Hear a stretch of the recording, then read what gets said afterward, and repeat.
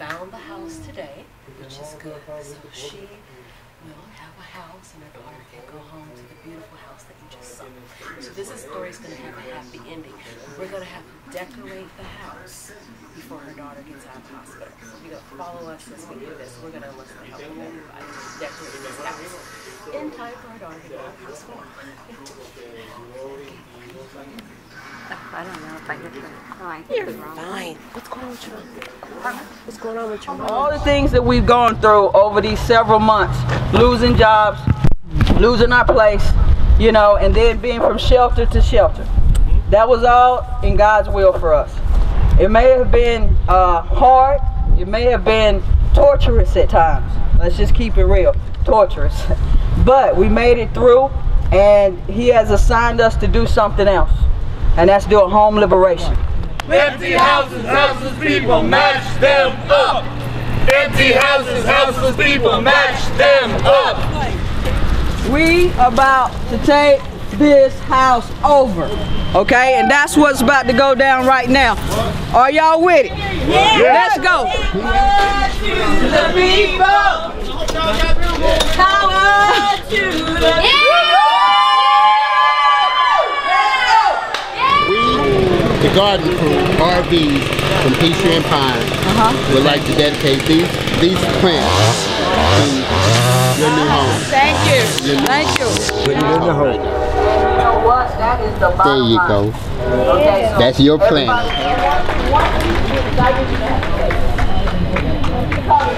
And a couple of us artists want you guys to have these paintings to start your wall with, because we expect you'll buy many more once you get used to it.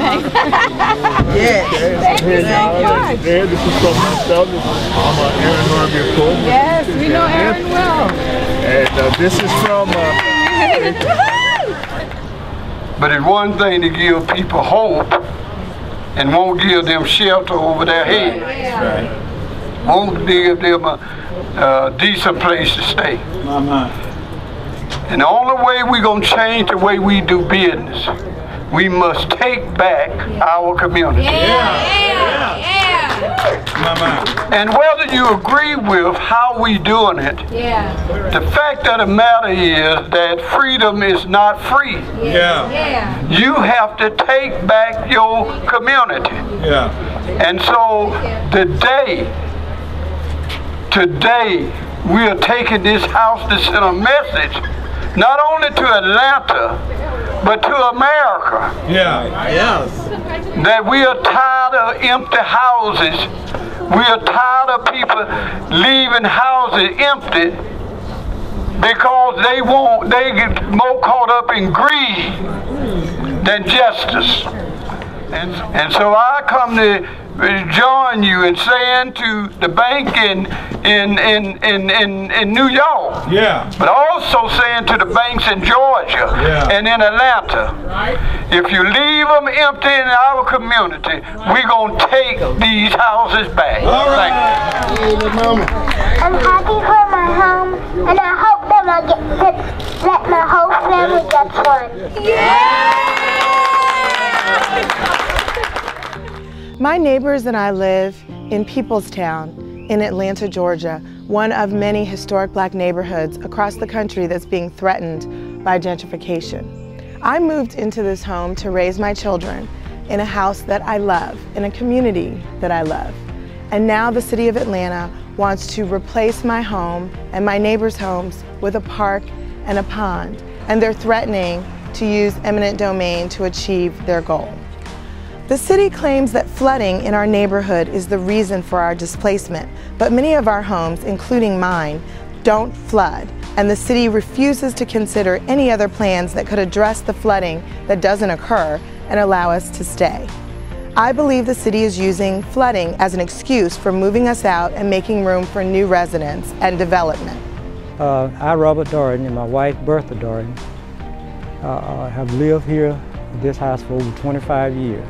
I am not planning on moving. This is where I want to stay. This is where I'm planning on staying. And whatever it takes for me to keep my house and help the neighbors keep their house, I'm willing to fight the fight. I thank God for being in the battle to help save Miss Maddie Jackson house.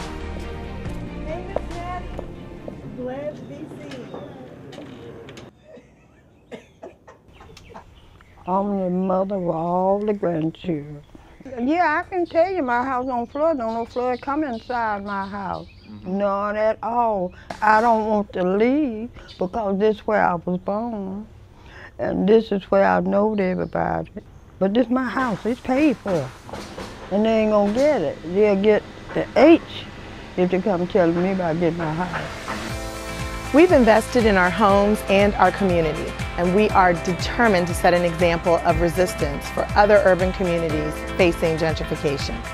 I do believe that we can win if we, as a people and neighbors, stand together.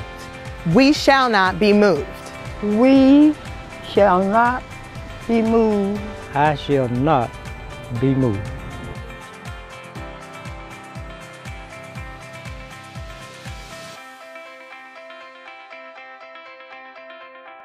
Housing is a right, here to stay, here to fight. Social housing is a right, here to stay, here to fight. Whose streets? Our streets. Whose streets? Our streets. Whose home? Our home. Whose home? Our home. Social housing is a right, here to stay, here to fight.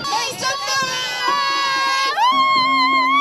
In August 2013, me and 28 other mums were handed evictions to say we had to leave our properties. Newham Council offered us accommodation in Manchester, Hastings and Birmingham away from our support network of family. So we've been demanding social housing, not social cleansing. We have a weekly street stall. We're on the streets trying to raise awareness and get people mobilised and together to fight for decent housing for all. Focus E15, new era, they've taken the campaigns to a new level. They've basically said that direct action is the way forward to make sure that we can stay in the homes and to get our homes which we need to live.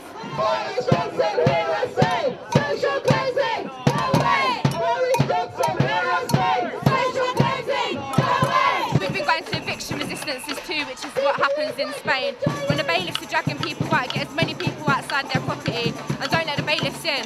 And it has been really effective because these people we're forcing the council to rehouse them, otherwise they will be shipped off out of London. It's part of the gentrification of London. In my particular situation, the same thing happens, which is they evicted us violently from our house and telling to go to council. And then when you go to the council to seek a homeless application and make a homeless application, they go and send you to out of London. They will tell you, here is the address, you go out of London. So this is our fight for. We need to live in London because we've been living here for years and years. We've been working here, we've been contributing here.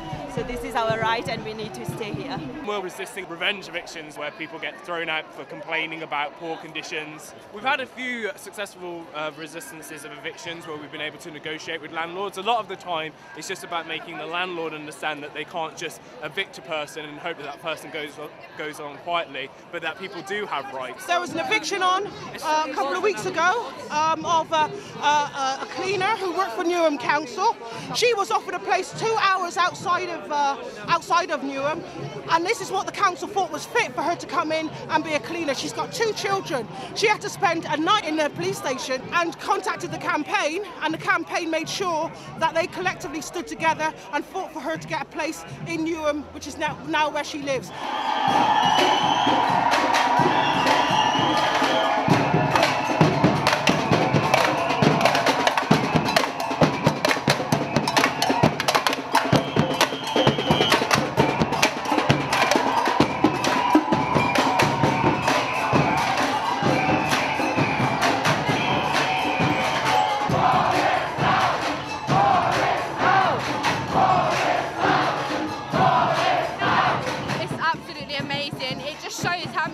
Struggling and how many people are up for resisting, and we can make a difference if we stand together. Well, wait a minute.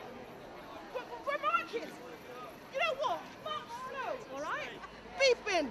Sorry, manners. No manners. That's a bit of direct action, see? This is what we have to do. Behind Earls Court, there's 2 housing estates called West Kensington, Gibbs Green, and I live there. So there's 760 homes that are likely to be demolished in this regeneration programme they have, covering our Earls Court and our area. We're fighting to save the exhibition centre, 22 acres of social housing and the Lilliebridge depot that employs over 500 people.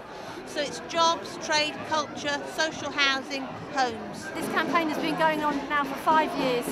We first heard about it, a whisper that we might be having our homes subject to demolition about 7 years ago. And so that we're still there is quite a triumph, don't you think? My concern is that there's a lot of young families, likewise there's a lot of old people. And so how are you going to rehouse them simultaneously? You know, there's no provision for the elderly on the new plans, and there's nothing to look after for them after they put so much into the community. Splitting up and splattering a community like that is just not on. We want to stick together. The main thing is to get on the streets and talk to your neighbours, talk to people in your local community, because people in your communities are the people that are affected, and if we all stand together we can get somewhere. Every borough in London has a private rented group, has a renters group, so just look up online. There's loads of people out there willing to support you. What's happening in Spain, what's happening in Greece in particular over the last week actually shows what happens when people's backs are pushed against the wall, that people will fight back. We occupied 4 homes on Carpenter's estate, an estate with 450 empty council homes. They've been empty for 8 years, they've been perfectly good condition. We forced Newham Council to open 40 of the homes on the estate, so it just shows resisting you can definitely get victories from resisting. Council homes on council rent! Stop building for the 1%! Council homes on council rent! Stop building for the 1%! Whose city? Our city! Whose home? Whose city? Our city! Whose home? Our home! Whose city? Our city! Whose home? Our home! Their demands are simple. We demand an end to the rule of the property developers, the landlords and the investment companies. We demand an end to the council's collusion in the decimation of our council homes. We want our elected representatives to stop selling off our homes and start building the secure and genuinely affordable homes Londoners need. We've already seen that tenants can fight back and win.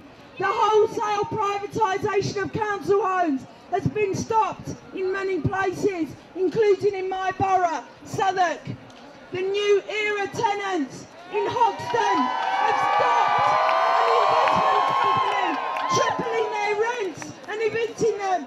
We were quite happily living on New Era Estate, generations on there, and along comes this big American corporation who thought that they was going to put our rents up 3 times to what they were, and because none of us could afford it, they thought we was going to say, oh, that's okay then, and all move out. But where was we going to? They asked me if I wanted to move to Clacton. Clacton? I don't even know where it is. I thought, who do I know there? Look, I'm a pensioner, we're all pensioners. They can't just pick us up and drop us somewhere where we don't know anybody. We'd die. I think we're entitled to be in our own community. We got together, we stayed together actually, that was the best thing, you must stay together. And we got them out. We just fought, we campaigned, we marched, and they gave in, Westbrook. Well, actually, everybody said you won't get anywhere. You won't get anywhere with them. A big American corporation. We marched on their offices in Berkeley Square, and their name's Westbrook, but we had all banners made called West Crook, and I don't suppose that went, and they couldn't get away from us quick enough. So they've sold it now to Dolphin Housing, a charity. And hopefully, we haven't met them yet, but hopefully we can have affordable rents. We're still campaigning now because we still don't know really where we are. Details. We're still waiting for details, but we're still campaigning for everybody else because it's happening all over London. You've only got to look around at all the new buildings around here. Who's going to go in there? It won't be any of us with our accents, our London accents.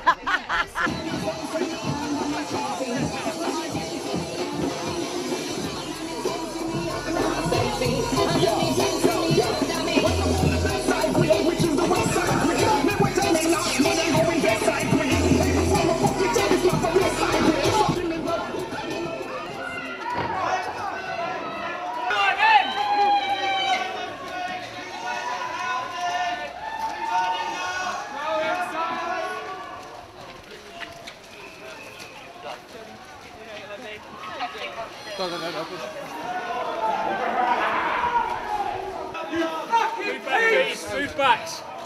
Move back.